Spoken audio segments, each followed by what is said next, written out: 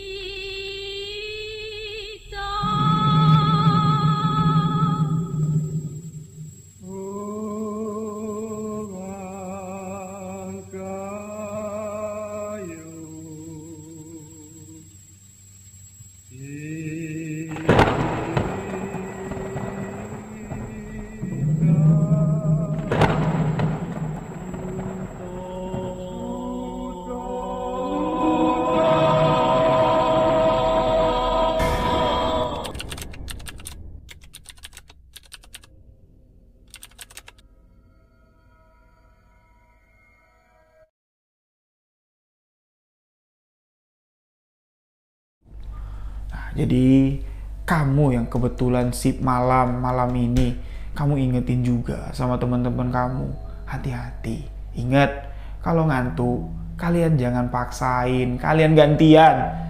2 orang berjaga, 1 orang tidur, nanti gantian. Pokoknya kalian bisalah ngakalin.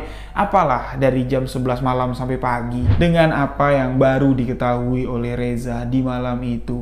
Reza dan kawan-kawan pun di sini mencoba untuk lebih berhati-hati lagi seperti biasa. Di jam-jam ngantuknya anak-anak kitchen, antara jam 1 mau masuk di jam 2 dini hari. Malam itu, Reza ini seakan-akan lupa dengan ritual yang tadi sore disaksikan langsung oleh Reza. Reza lupa di tempat biasa Reza nongkrong itu ada sesajen. Nggak tahu fungsi sesajen itu untuk apa, dia pun lupa. Kalau di tempat itu ada sesajen, Reza ngajak kedua orang temannya, daripada kita pelengak-pelongok nanti ngantuk, yuk sebat sambil ngopi. Mereka pun bikin kopi 3 gelas, dibawa ke tempat duduk biasa. Reza sambil ngobrol, tapi Reza nih nggak berani lagi nih ngelihat ke arah kolam renang. Dia ngelihat ke arah lain sambil ngobrol dengan teman-temannya. Lagi asik ngobrol Reza dan kawan-kawannya, dia mendengar suara aneh dari sisi sebelah kanan. Dia mendengar seperti ada suara kuku yang panjang itu tengah menggaruk tembikar. Terdengar jelas suaranya. Dan suara cakaran itu bukan dari suara 2 tangan yang mencakar, tapi seperti ramai. Seperti tangan-tangan atau cakar-cakar dengan kuku panjang itu tengah memperebutkan sesuatu. Reza dan kawan-kawan sontak menoleh ke kanan dan apa yang dilihat oleh Reza? Tumpengan, sesaji yang diletakkan di sana itu udah aur-auran, seolah-olah ada yang mengobrak-abriknya. Padahal di area kitchen setahun Reza sudah di sana, tidak pernah terlihat ada seekor kucing yang masuk ke wilayah tersebut, apalagi ayam, apalagi anjing. Jadi siapa yang mengobrak-abrik tumpengan sesajen yang ada di belakang mereka? Lagi-lagi malam itu Reza dan ketiga orang temannya ketakutan. Mereka menutup pintu dan mereka tidak lagi berani nongkrong di tempat itu.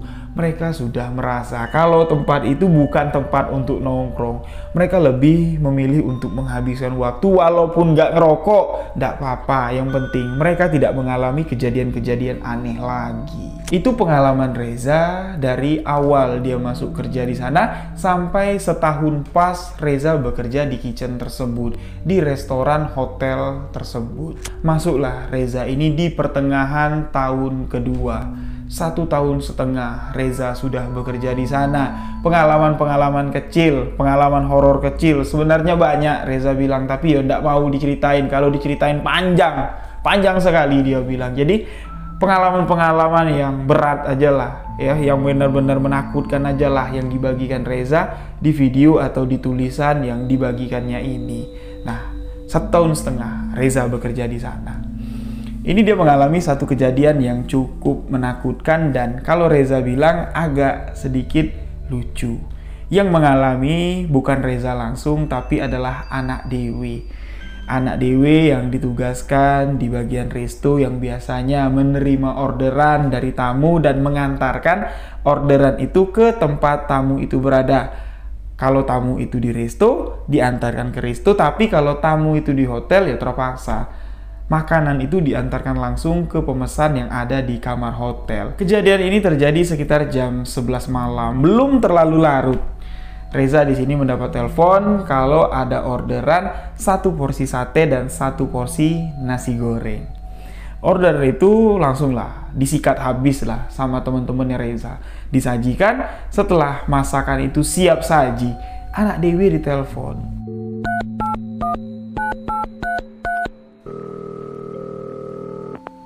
Dari telepon kitchen, ini nyambung langsung ke resto. Halo, selamat malam, dengan resto hotel, ada yang bisa dibantu? Bro, nih orderan udah siap, antarlah. Anak Dewi pun datang, mengantarkan makanan itu. Anak Dewi mengatakan, ini orderan dari kamar hotel bang. Ya udah, antar sana, jangan lama-lama, nanti tamunya marah. Anak Dewi pun mengantarkan makanan tersebut.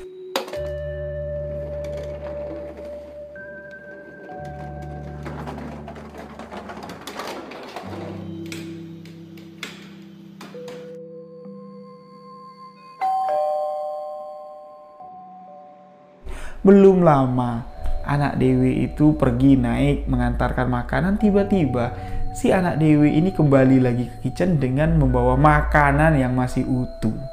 Otomatis di sini menimbulkan pertanyaan untuk Reza dan kawan-kawan. Kenapa bro? Ada komplain ya? Atau salah order? Gak bang. Dengan wajah yang kaku, dengan wajah yang pucat dan penuh tanda tanya, Reza di sini punya feeling gak enak. Loh, kenapa? Duduk dulu sini, taruh makanannya. Duduklah si anak Dewi ini menceritakan apa yang barusan dialaminya. Memangnya kenapa? Reza bilang, tadi bang, jelas aku nih dapat orderan. Dapat telepon orderan 1 porsi nasi goreng, 1 porsi sate. Yang mesan itu kamar sekian, nomor kamar yang tidak disebutkan oleh Reza. Terus, yuk aku pesen lah sama abang. Terus waktu aku nganterin bang, aku ketok-ketok pintu kamarnya, nggak ada yang nyaut bang. Sama sekali nggak ada respon. Aku pikir orangnya udah tidur. Aku kembali ke resepsionis, nyuruh si mbak resepsionis nelpon kalau orderan makanan itu udah siap, udah diantar di depan pintu. Tapi ketika aku menyebutkan, mbak tolong teleponin kamar nomor sekian, tadi dia order makanan ke resto, makanan udah siap, aku ketok-ketok mau antar tapi nggak ada respon. Kamar nomor berapa dek? Kamar nomor sekian. Si resepsionis tadi bertanya sama aku, kamu nggak salah terima telepon dari kamar itu? Enggak mbak, jelas aku masih catet nih, kamar sekian orderannya ini. Yakin kamu udah nganter makanan ke sana? Iya, ini aku baru turun dari sana. Kamu tahu nggak? Dari semenjak hotel ini buka, kamar itu tidak pernah dihuni. Kamar itu sengaja dikosongkan. Hah? Dikosongkan? Iya. Kamar itu nggak ada penghuninya. Nggak pernah ada tamu yang nginep di sana.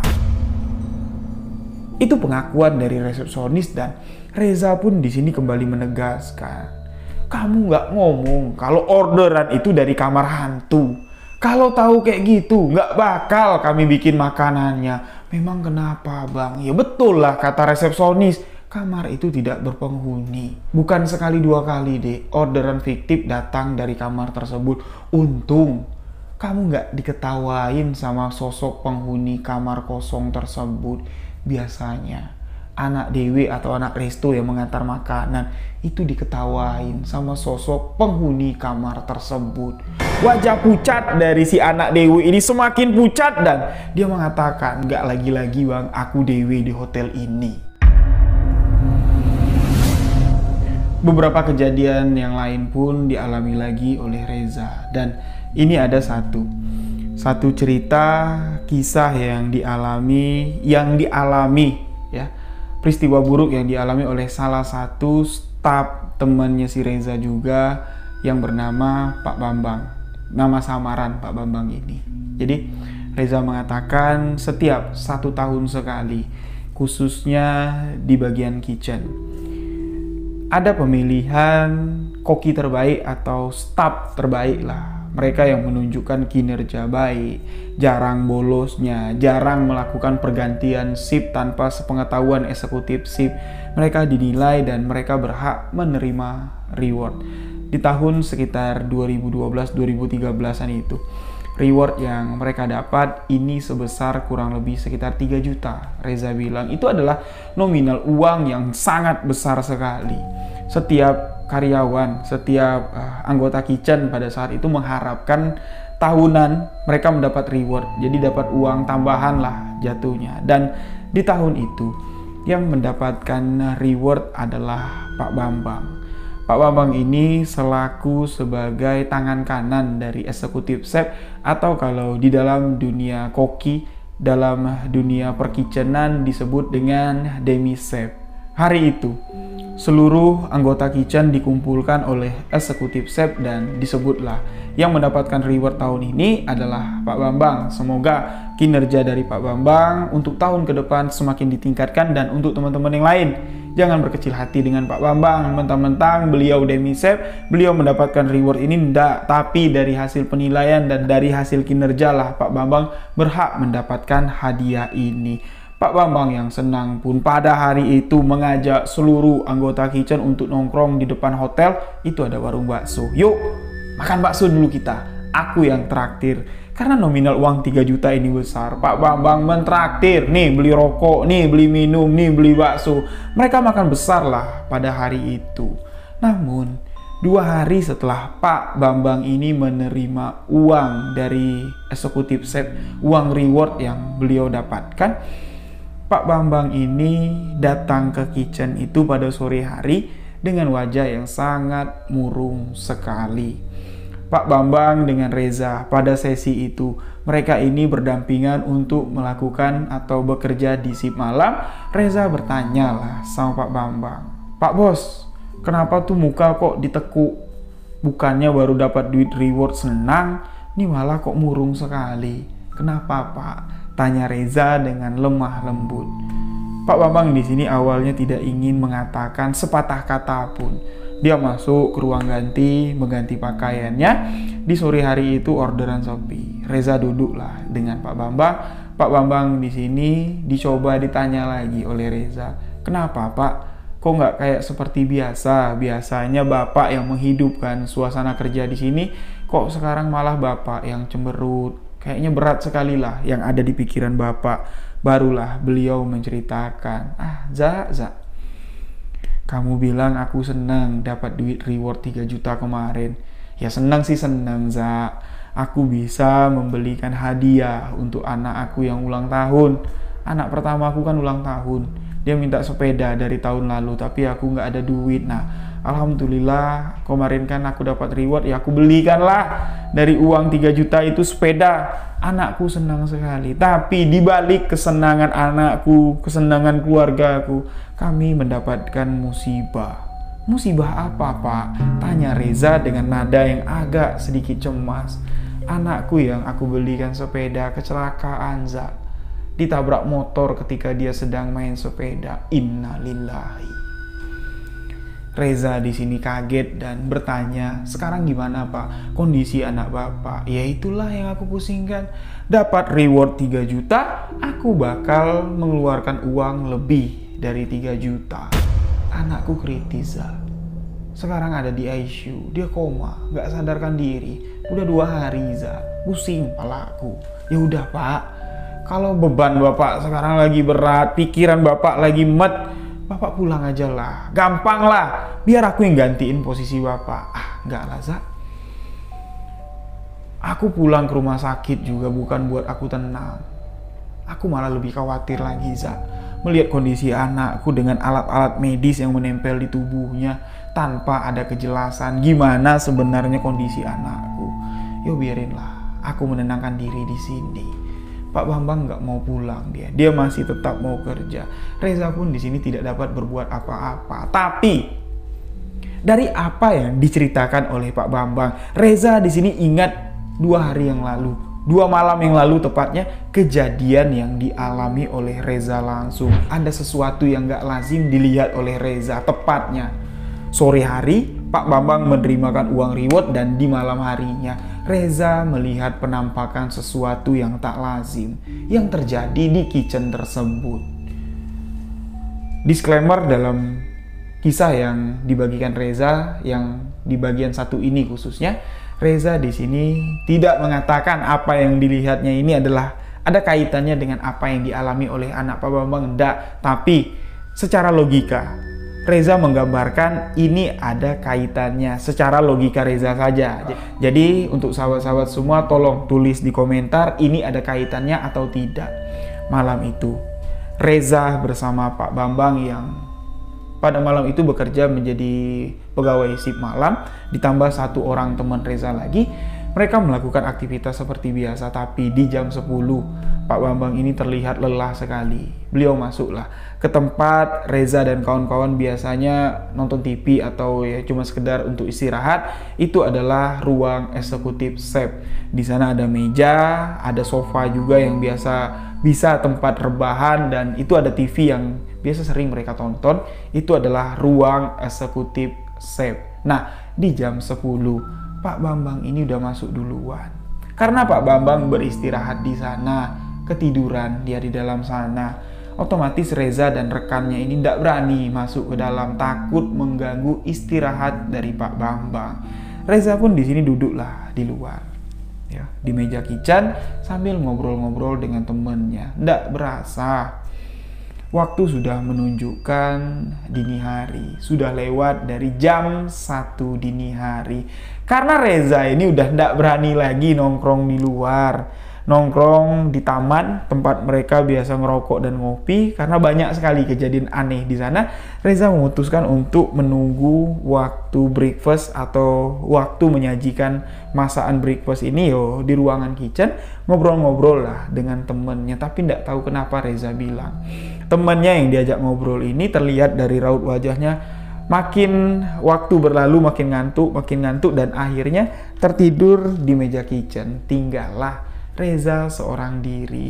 Dia tidak tahu harus melakukan apa, mau prepare, waktunya masih lama. Reza akhirnya cuma duduk termenung, memperhatikan sekitaran area kitchen yang sangat sunyi sekali. Seketika di kesunyian malam di area kitchen pada malam itu, pintu bagian untuk masuk dari luar dari taman tempat Reza ngerokok tiba-tiba terbuka.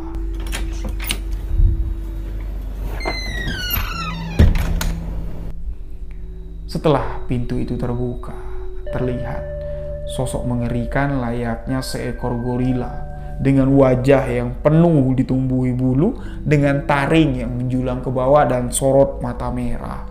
Tubuh gempal besar dipenuhi bulu keluar dari pintu tersebut. Sosok itu membawa sesuatu. Terlihat tangan kanannya menenteng seorang anak kecil yang sudah tidak bernyawa lagi. Anak kecil itu dipegang. Posisinya seperti ini, Reza bilang. Ya, tangannya itu membelakangi kepala, dan sosok itu membawa anak kecil itu ke meja potong yang ada di kitchen. Sosok itu meletakkan tubuh anak kecil yang tidak bernyawa itu di atas meja kitchen, dan terlihat dari belakang. Karena Reza tidak dapat melihat jelas ya, sosok itu membelakangi Reza dari gerak tangannya dan dari suara yang didengar oleh Reza. Sosok yang menyerupai genderuwo, sosok yang menyerupai gorila itu seakan-akan tengah memotong-motong tubuh anak kecil tersebut. Terdengar suara sayatan. Tapi Reza tidak dapat melihat apakah benar sosok itu mencincang tubuh anak kecil itu, karena tubuh si sosok genderuwo ini sangat lebar sekali menutupi apa yang ada di depannya. Suara itu semakin terdengar jelas. Srak, srak, srak. di keheningan malam. Seketika sosok itu pun menghilang dari hadapan Reza secara misterius. Sedikit memudar dari pandangan Reza sampai sosok itu sudah tidak terlihat lagi. Di sini Reza bingung. Apa yang aku lihat ini benar-benar nyata, halusinasi, atau aku cuman bermimpi? Tapi kalau mimpi, Reza benar-benar yakin di malam itu dia tidak tidur sama sekali. Tapi apa yang dilihat sama si Reza ini tidak dibagikan kepada siapa-siapa dan tidak diceritakan juga sama Pak Bambang Takut. Pak Bambang yang dalam keadaan kalut, ya, dalam pikiran dak karuan, ditambah mendengar cerita dari Reza, melihat anak kecil yang dicincang-cincang sama sosok genderuwo itu, membuat amarah dari Pak Bambang ini pecah. Dan cerita dari Reza ini dapat menyulut emosi Pak Bambang dan kejadian yang tidak diinginkan pasti akan terjadi. Reza di sini cuma dapat turut mendoakan agar anak Pak Bambang bisa lekas pulih. Beberapa hari setelah anak Pak Bambang ini dirawat di rumah sakit, berita duka pun terdengar. Innalillahi wa inna ilaihi raji'un. Anak pertama Pak Bambang yang kecelakaan ketika beliau sedang mengendarai sepeda barunya meninggal dunia. Seluruh staf kitchen berganti-gantian. Mereka yang sedang berdinas atau sedang jaga, mereka setelah selesai jaga datang ke rumah duka, mengucapkan bela sungkawa kepada Pak Bambang yang dikenal adalah orang yang sangat baik sekali, orang yang sangat membantu dalam karir anak-anak muda yang baru terjun di dunia perkokian. Dan ada satu kisah lagi yang dibagikan oleh sahabat kita Reza, kejadian yang sangat fenomenal sekali yang membuat bukan cuma anak-anak kitchen saja yang gempar, tapi setiap orang yang mendengarkan kisah ini merasa merinding dan ketakutan. Kejadian ini di akhir-akhir Reza bekerja di tempat tersebut. Ada satu acara yang cukup spektakuler, ada satu acara yang cukup besar. Anak pengusaha yang ada di kota tersebut menikah. Setelah di siang harinya mereka melakukan resepsi pernikahan besar-besaran, dan di malam harinya mereka kembali mengadakan resepsi pernikahan di hotel tempat Reza bekerja. Otomatis makanan yang disajikan di acara resepsi pada malam itu semuanya diolah dari kitchen. Reza dan timnya lah yang memasak, seluruh anggota kitchen turut bekerja sama, termasuk eksekutif chef yang selama ini tidak pernah Reza lihat kalau eksekutif chef itu masak. Di hari itu Reza melihat langsung keterampilan dari si eksekutif chef mengolah daging, mengolah ikan menjadi makanan yang sangat lezat sekali. Bukan cuma sekedar lezat, tapi enak sekali dilihat. Karena yang mengadakan resepsi di sana ini bukan orang yang sembarangan lah. Reza menggambarkan kalau kita mungkin butuh waktu ngumpulin duit tuh 20-30 tahun lah baru bisa menyelenggarakan resepsi satu malam di sana. Biayanya ndak murah, Reza bilang. Masakan yang dimasak Reza dan kawan-kawan ini adalah masakan yang high class semua. Karena acara itu adalah acara yang besar.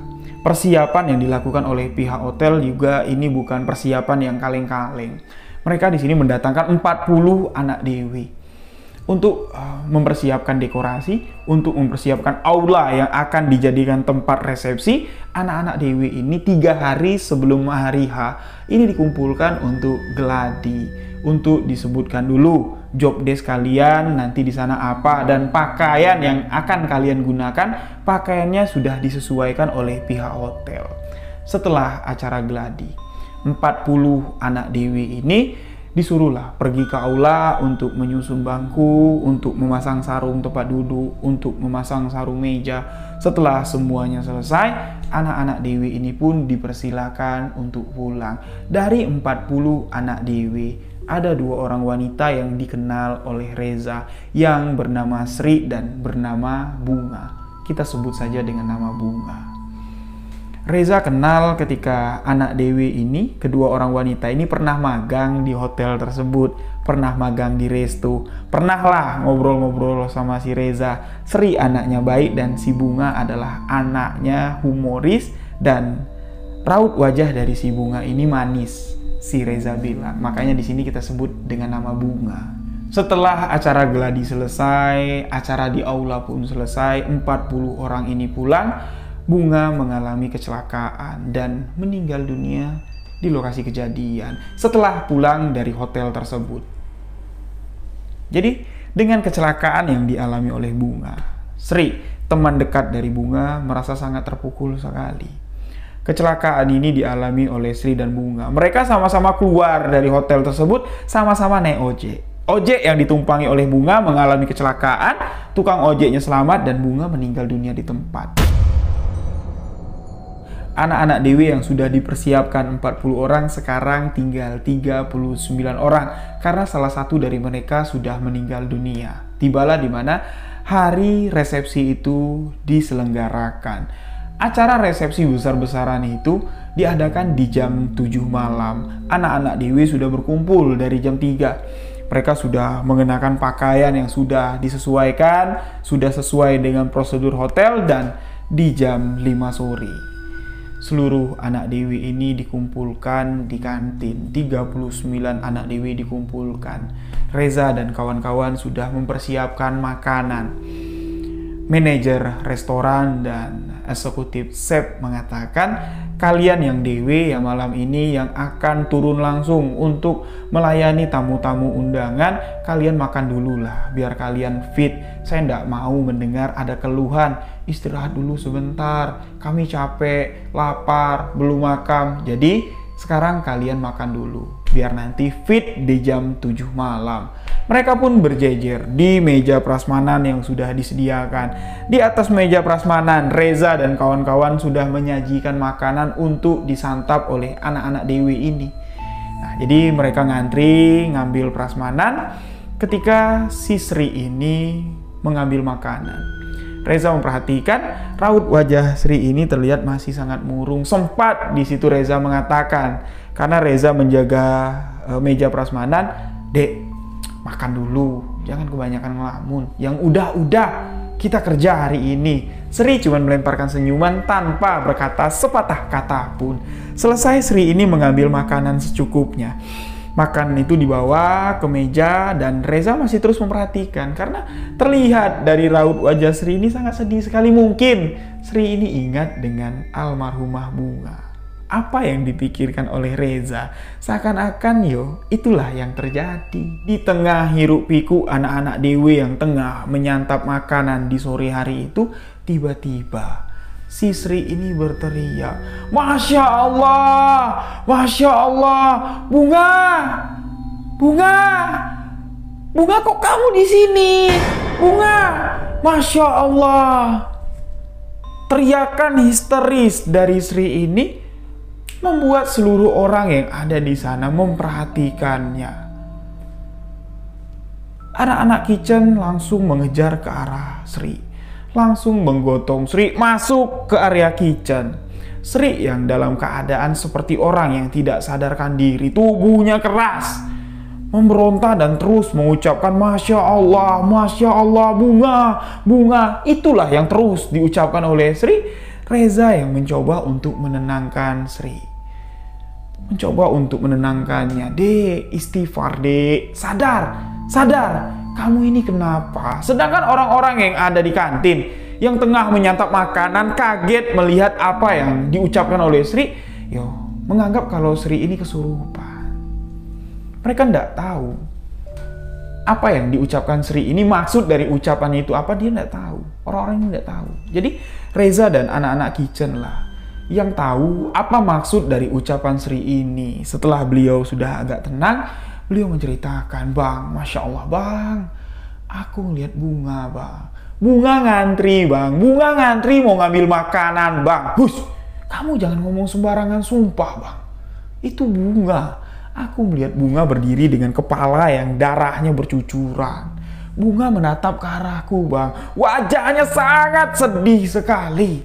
Sri di sini sambil mengucurkan air mata, dan Reza dan kawan-kawan menganggap apa yang diucapkan oleh Sri ini bukan bualan. Karena kondisi Sri udah nggak stabil lagi, tidak memungkinkan Sri bisa ikut ke acara resepsi malam itu. sebagai DW, Sri pun dipulangkan di sore hari itu. Setelah Sri dipulangkan, eksekutif chef dan manajer dari restoran mengatakan kepada anak-anak kitchen yang mengetahui cerita yang sebenarnya ini, kalian jangan ceritain sama anak-anak Dewi. Kalau anak-anak nanya kenapa Sri tadi bilang aja kecapean. Ya, dia udah dipulangin. Takutnya nanti kalau diceritakan apa yang dilihat oleh Sri, ini akan membuat konsentrasi dari anak-anak ini terpecah. Acara kita bisa kacau, kita yang berabe nanti. Sepakatlah mereka menyembunyikan apa yang dilihat oleh Sri sampai hari ini. Nah, itulah pengalaman yang dialami oleh Reza. Dan beberapa minggu setelah kejadian, Sri melihat arwah seseorang yang sudah meninggal kembali datang lagi ke tempat dia bekerja, mengikuti kegiatan pada sore hari itu. Reza di sini mulai berpikir 3 tahun 8 bulan penuh dengan pengalaman misteri ini sudah tidak lazim lagi. Reza takut terjadi sesuatu hal kepada dirinya, karena di 3 tahun 8 bulan Reza ngitung-ngitung, staf kitchen ini hampir setiap tahun mengalami kejadian yang mengenaskan. Kalau ndak anaknya, istrinya. Kalau ndak istrinya, mereka sendiri yang mengalami kejadian yang menakutkan. Reza takut ini ada kaitannya dengan ritual-ritual yang sering dilakukan oleh si pemilik hotel dan eksekutif chef.